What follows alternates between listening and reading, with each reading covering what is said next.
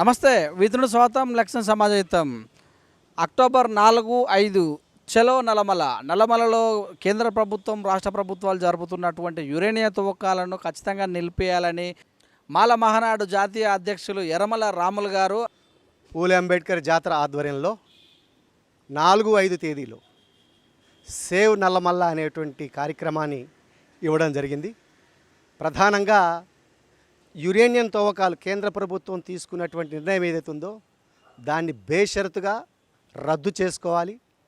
అక్కడ తెలంగాణ, ఆంధ్ర 6 జిల్లాల ప్రజలు, దానితో పాటు కృష్ణా జలాలు పూర్తిగా పొల్యూటెడ్ అయిపోయి ఆ కృష్ణా జలాల ద్వారా తాగునీటికి ఉపయోగపడుతున్నట్టు హైదరాబాదులో 1 కోటి ప్రజలు నివసించేటువంటి ఈ ప్రాంతాన్ని కూడా పొల్యూట్ చేసి ప్రజల జీవన మరణానికి సంబంధించినటువంటి సమస్యను ఇవాళ కేంద్ర ప్రభుత్వం ఏమాత్రం ఖాతరు చేయకుండా తీసుకున్న నిర్ణయం ఏదైతే ఉందో దాన్ని పూలే అంబేద్కర్ జాతర తీవ్రంగా ఖండిస్తూ ఎస్సీ, ఎస్టీ, బీసీ, మైనార్టీ సంఘాల వాళ్ళందరినీ 4, 5 తారీఖుల్లో కేంద్ర ప్రభుత్వం ఎక్కడైతే సర్వే పేర్లతో బోర్లు వేయబడిందో బోర్లు వేసినటువంటి ప్రాంతం సెంచుల యొక్క జీవన విధానం, సెంచులతో పాటు అక్కడ ఎస్సీలు 65,000 మందికి పైగా కుటుంబాలు అక్కడ జీవనం కొనసాగిస్తున్నారు.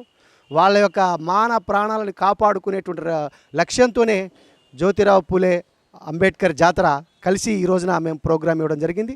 దీనికి స్వచ్ఛంద సంస్థలన్నీ కూడా, ఎస్సీ, ఎస్టీ, బీసీ సంఘాలన్నీ కూడా స్వచ్ఛందంగా ఈ కార్యక్రమంలో పాల్గొనాలి. ఎందుకు అంటే ఇవాళ దరిదాపు గతంలో ఉండే ఇది యురేనియం సమస్య కనుక తీసుకున్నట్టుకుంటే అభివృద్ధి చెందిన దేశాలే ఇవాళ యురేనియం తవ్వకాలను పూర్తిగా పక్కన పెట్టేసినాయి. ఇవాళ అభివృద్ధి చెందుతున్నటువంటి దేశంలో ఉన్నటువంటి భారతదేశంలో కీలకమైన పాత్ర పోషిస్తున్నటువంటి ఆంధ్ర, తెలంగాణ నల్లమల్ల అడవులు ఏవైతున్నాయో వాటిని పూర్తిగా ధ్వంసం చేసి ప్రాణకోటికి, జీవకోటిని మొత్తం కూడా నాశనం చేసేటువంటి ప్రయత్నం ఏదైతే ఉందో ఇది సరి అయింది కాదు అనేటువంటి లక్ష్యంతో మేము ఈ పిలుపునివ్వడం జరిగింది. ముఖ్యంగా ఈ రాష్ట్ర ప్రభుత్వం దోబూచులాడుతుంది. ఒక పక్కనేమో కేంద్ర ప్రభుత్వం బలవంతంగా గినక రాష్ట్ర అడవిలోకి ప్రవేశమైతే వాటి మీద మేము తీవ్ర యుద్ధం చేస్తామంటున్నారు. మరో పక్కన ఏం చెబుతున్నారంటే బోర్లు వేసుకోవడానికి, సర్వే చేసుకోవడానికి మాత్రమే పర్మిషన్ ఇచ్చామని చెప్పని అసెంబ్లీ నిండు సభలో కేసీఆర్ గారు మాట్లాడడం ఇది చాలా హాస్యాస్పదంగా ఉంది. ఇది 2 నాలుకల ధోరణితో ప్రవర్తిస్తున్నట్టు విధానంగా ఉంది. కాబట్టి దయచేసి ఇక్కడ ఉన్నటువంటి ప్రజలు, హైదరాబాదులో నివాసం ఉంటున్నటువంటి 1 కోటి మంది ప్రజలు, రాజకీయంగా అధికారంలోకి తీసుకొచ్చినటువంటి రాష్ట్ర ప్రభుత్వానికి గెలుపుకు కారణమైనటువంటి ప్రజలు, గిరిజనుల యొక్క ప్రాణాలతో పాటు ఎస్సీ, ఎస్టీలు నివసించేటువంటి ప్రాణాలను కూడా కాపాడుకోవాలి. హైదరాబాదులో నివసించేటువంటి ప్రజల యొక్క ప్రాణాలను కూడా కాపాడుకోవాల్సిన బాధ్యత ప్రజాస్వామ్యవాదులపైన ఉందని చెప్పని ఈ సందర్భంగా తెలియపరుస్తూ, ఇంకో ముఖ్యమైన అంశం ఏంటంటే రాష్ట్ర ప్రభుత్వం నిజంగా మీకు చిత్తశుద్ధి ఉన్నట్టుకుంటే కేంద్ర ప్రభుత్వం పైన వాళ్ళు చేసినటువంటి తీర్మానాన్ని, వాళ్ళు తీసుకున్నటువంటి జీవోలు ఏవైతున్నాయో వాటిని బేషరతుగా రద్దు చేసేటి యుద్ధాన్ని స్టార్ట్ చేయాలి. కానీ ఈ రోజు వరకు దాని గురించి భూకదంపుడు ఉపన్యాసాలు ఇస్తున్నారు తప్ప దానికి సరైనటువంటి మార్గాన్ని కానీ దాని సరైన నిర్ణయాలు కానీ తీసుకునే పరిస్థితి కనపడటం లేదు. కాబట్టి ప్రజలు, ప్రజాస్వామ్యవాదులు ఏ ప్రభుత్వాలు అయితే ప్రజల కోసం పనిచేయాలని చెప్పని భారత రాజ్యాంగం ద్వారా అధికారం కల్పించడమో, ప్రజలకు మాన ప్రాణాలకు రక్షణ లేనప్పుడు ఆ ప్రభుత్వాలను వాటి యొక్క ఆలోచన విధానాన్ని మార్చుకునేటట్టుగా యుద్ధం చేయాల్సిన అవసరం ఉంది. ఆ యుద్ధంలో ప్రాణ పోరాటం చేయాల్సిన అవసరం ఈ రోజున ఉందని చెప్పి తెలియపరుస్తూ ఉన్నాం. ఇవాళ యురేనియం తవ్వకాలనేటువంటి పేరుతో జరుగుతున్నటువంటి దోపిడీ చిన్న సన్నది కాదు. ఒక ముఖ్యమైన అంశం ఏంటంటే ఇవాళ ఆ భూమిలో ఉన్నటువంటి 9 రకాల ఖనిజ సంపదలు దాగి ఉన్నాయి. అంతకంటే ముఖ్యమైనటువంటిది కోహినూరు వజ్రము దొరకడానికి కారణమైనటువంటి ప్రాంతం అది. ఇవాళ వజ్రాల కోసం కృష్ణపట్టె మొత్తం కూడా ఒక పక్కన జల్లెలు పడతా ఉన్నారు.